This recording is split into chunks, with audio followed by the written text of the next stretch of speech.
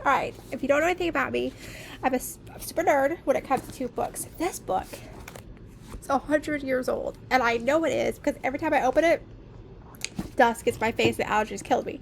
Anyways, when I went to college and I became a humanities philosophy teacher, I did my project on William James. That's who you're going to read today. I am biased. I love this guy, but I think you will too.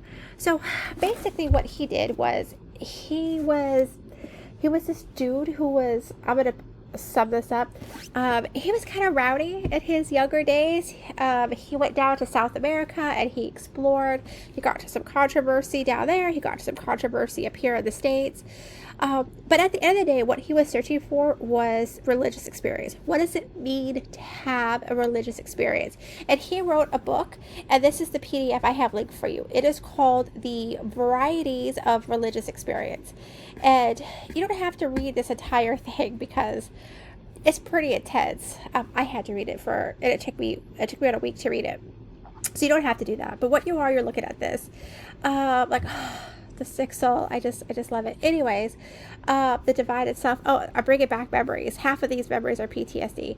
But like mysticism, this is a good one right here to talk. And what he's doing in this is he is discussing how people experience religion.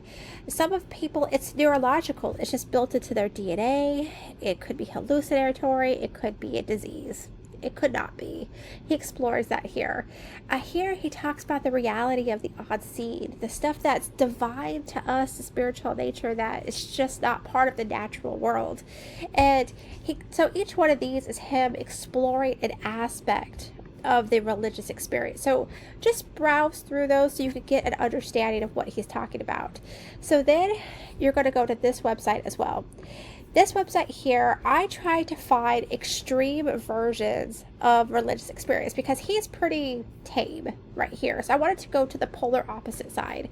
So I came over here and I found as extreme as I could find. And when you see this S, those are students sending me some too. So if you have some, please send them to me too. It doesn't have to be extreme. It could just be an explanation on how you do your faith. Anyways, so this one right here is going to be this. You're going to do a case analysis. Remember, there's a couple pages.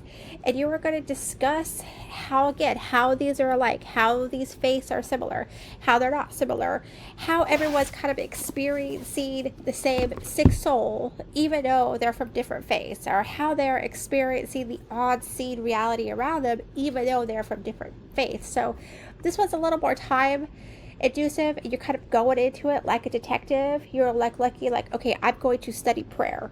That's an aspect of religion I want to extract. So I'm looking for prayer. How are you praying? How are you praying? Are we praying the same? Are we praying different? So this one right here is just you kind of analyzing different aspects of the religious experience.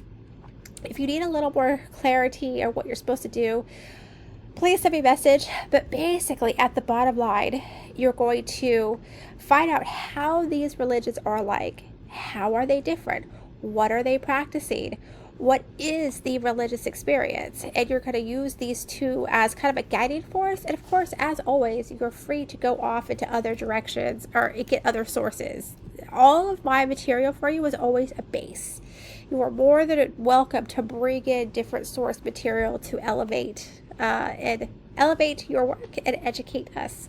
So that's a pretty cool line. All right, good luck. Let me know if you guys need any help. I'll see you soon.